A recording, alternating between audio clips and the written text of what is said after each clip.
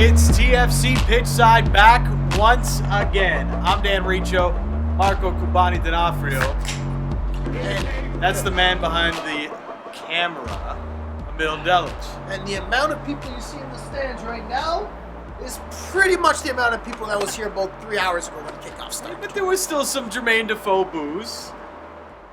I mean, you couldn't hear them all that well, but like the couple of times that he touched the ball and when he was given the man of the match, it's so typical of TFC to allow a former player to score a whole bunch of goals against them. 2, to be exact. And 2, the time and the winning goal.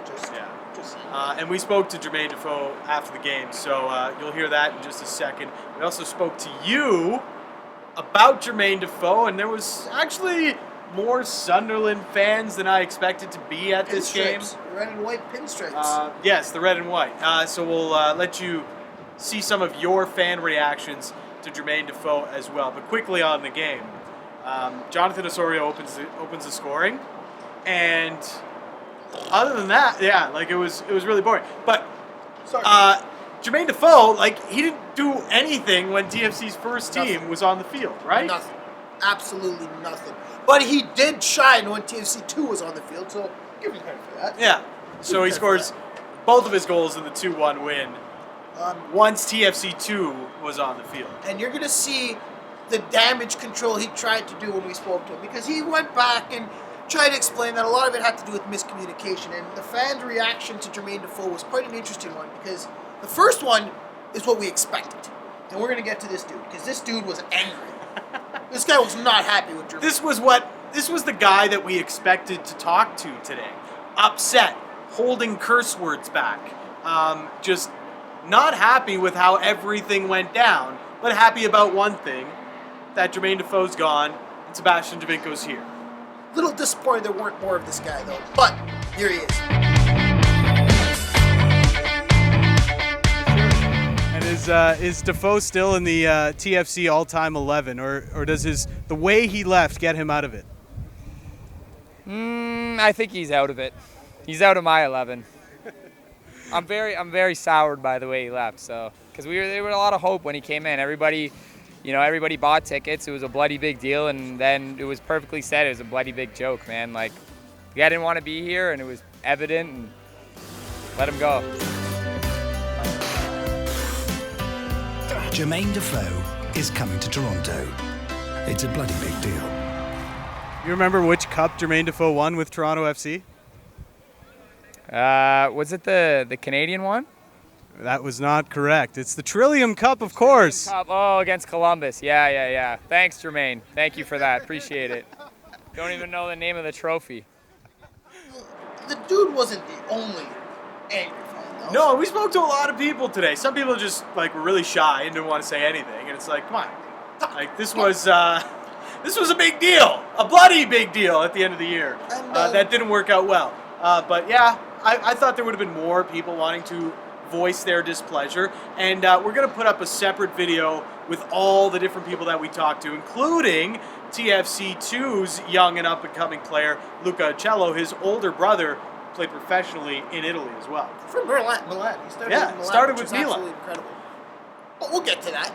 First, though, this is an interesting one, because we saw a father-son combo. One wearing a TFC jersey, one wearing a Sunderland jersey.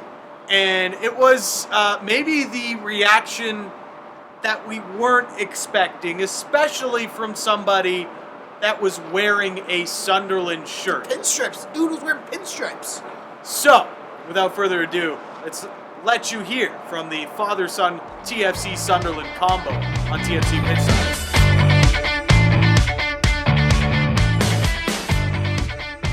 Just asking about the different jerseys. You got Sunderland, you're repping TFC. What side of the Jermain Defoe fence are you guys on?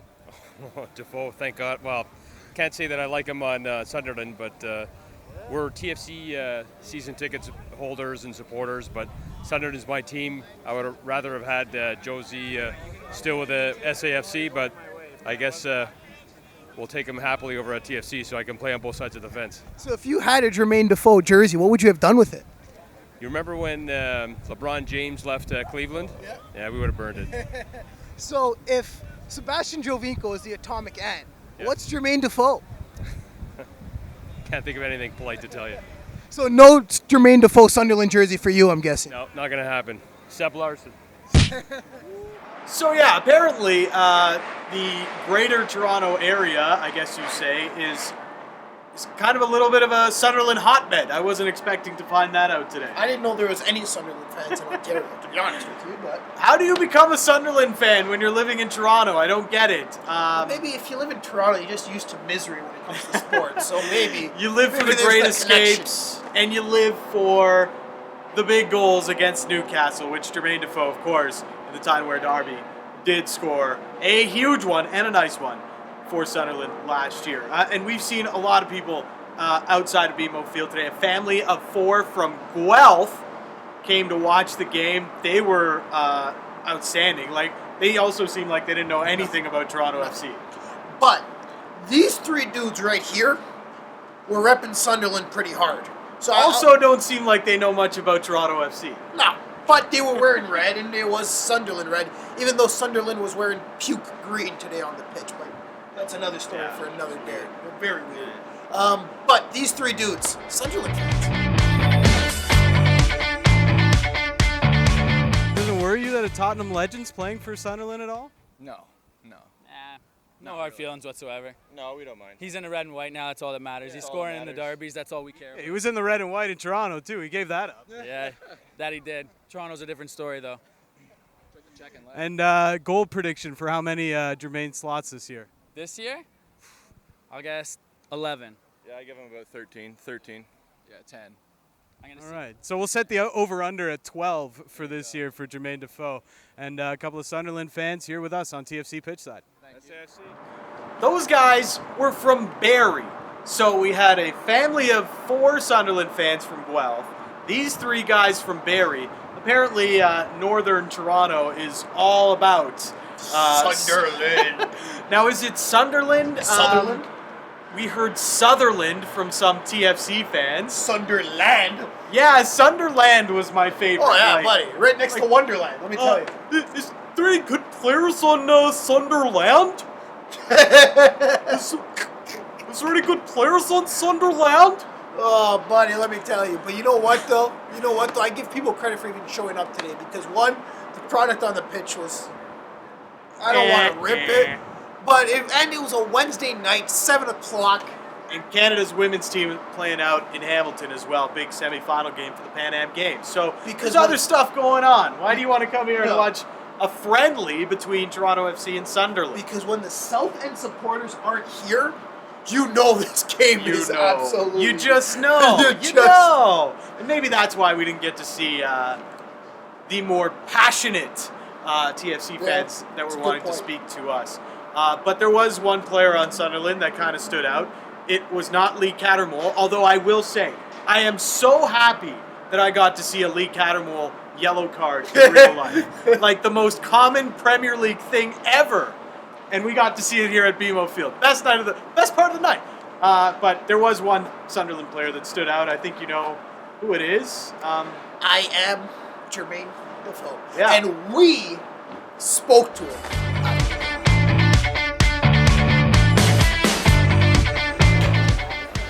Welcome back, man. Thanks. 2 goals on your return to BMO Field. How important were those for you? Yeah, it's always important. I always want to score. Like even in training, throughout my career, I've always wanted to score goals, and I've managed to do that. So nothing changes really. I came back pre-season and worked hard. Obviously, dedicate myself and get myself fit because I feel like I needed the pre-season, and I feel sharp. Sharp as I felt in a long time, which is important for me. And it was nice to come and obviously win the game. It was nice to see a lot of faces that are that I recognise, and it was good. A bit strange, but I enjoyed it. Were you expecting to get booed by some of the fans tonight? I heard a little bit, but I think that's I suppose part and parcel of football these days. Sometimes you move on, and I understand that there's fans that won't be happy, but at the same time, I'll always appreciate the fans.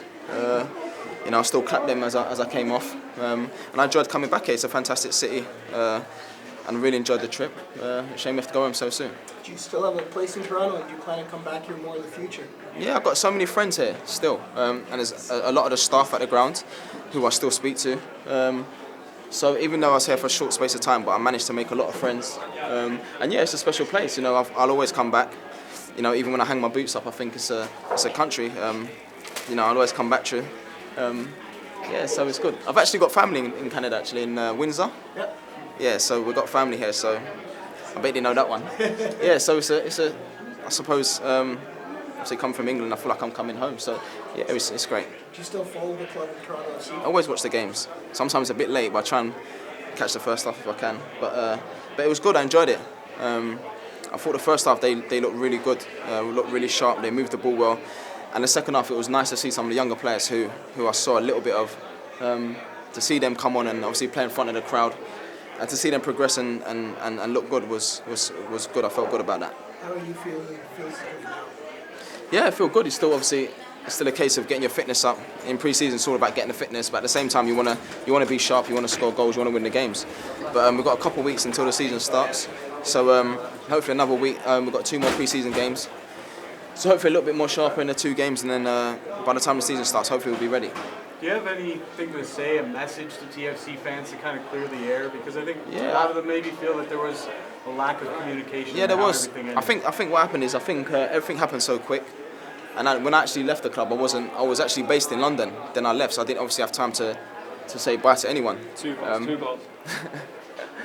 So I didn't really have time to say bye to anyone. But obviously when I got the phone call to come here, it was my decision. I didn't have to. I was at Tottenham 10 years. I sat down with the chairman at Tottenham and said, "What do you want to do?" And I decided to come because I knew I'd be a part of something special. And things happen. I've said before I got an injury, which was a really bad injury, but at the time I didn't know. So things happen, but at the same time, like I said before, Mr. Tannenbaum, Tim Lewicki, all the people that got me here, I appreciate that. And the fans were good. So I enjoyed my time here, and that's it. A lot of big names have come into the league recently. Do you feel, it's been a short time you were here, but do you feel like you helped grow the league and the exposure of the league and maybe brought some attention to the league that wasn't there before? No, obviously I can't take full credit for that. I think I said in the press conference, I don't know if it was yesterday or the day before, that it's a league that's on the up. Potentially one day, could be one of the best leagues in the world, in my opinion, with the players that's coming. The likes of Kaka, Gerrard, Lampard, and I can imagine there'll be many more. But it's a league that I think is going to improve every year, and I believe that in years to come, I think it will be one of the biggest leagues and the best league in the world. Could you ever imagine yourself coming back here? Maybe not Toronto specifically, but back to MLS? Well, you never know. It's football. Obviously, I'm dedicated to Sunderland. It's a fantastic club with special fans, and you never know. It's football, and you see what happens. I still enjoy playing football. I still feel like my legs are good. So yeah, we'll see. But it's important that I focus on the club that I'm at, and hopefully try and score goals and have a good season. What do you think of the man that was brought in to fill your boots, and Sebastian Giovinco? Yeah, he's good. At the end of the day, like I said, I've watched some of the games. He's scored a lot of goals. He's smaller than me, which is a bit strange. I don't think I'll get anyone smaller than me, but a top player. And obviously, Michael Bradley, and there's some new faces. But I think it'll be good as well. Like I said, I mentioned about the young players coming through. I think that'd be nice with some of the young players coming through, homegrown players, which is always important at any football club. But he's a top player. So when you see all these quotes from this Jermain Defoe interview, you know that it was us two asking the questions and nobody else, really. But your takeaway from talking to Jermain Defoe post his man of the match performance here at BMO Field. One thing I will say, first and foremost, the dude always smelled fantastic. Can you stop with this? He did. He smelled. We knew last year that he moisturizes after every game. But in all seriousness, which he should, It's all sweaty. seriousness, as you alluded to before we went on air, very politically correct. All right, he said the right thing. Said it's a fantastic city. Said there was miscommunication. Said he had played through injury that he didn't know about, which I find very hard to believe. Look, I'm the most cynical person you will find out there. But, you look at Jermain Defoe's career, what he's done over the entire course of it, and how there's always been transfer speculation surrounding Jermain Defoe. we probably should have expected it when he came here. And I look back at it now, and I think to myself, like, maybe this was all a ploy for him to get a better contract in the English Premier League, because that's essentially what happened here. Yep. He came here, he got over $6 million a year, and as soon as things started to go maybe a little bit awry, or he started to feel differently about his change, his place here with Toronto FC and in Toronto, that's when you started hearing all the transfer talk. Like, let's not forget how crazy the transfer talk was before September 1st when the summer window closed. Especially when Nelson got let go. Yeah. When Nelson got let go, I mean, if he wanted out after the season, then he wanted out in August when all that transfer speculation was coming out.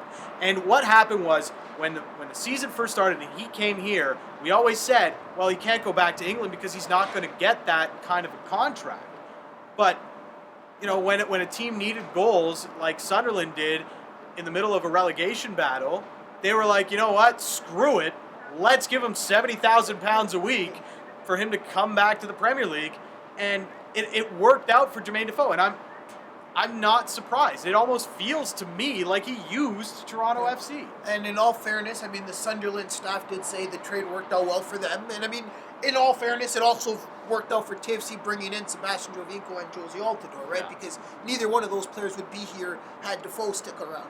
But he had family in Windsor. That's why he came here. Didn't you know that? Yeah, he had family in Windsor. And, like, a couple of things. Like, I obviously sound like I hate Jermain Defoe right now.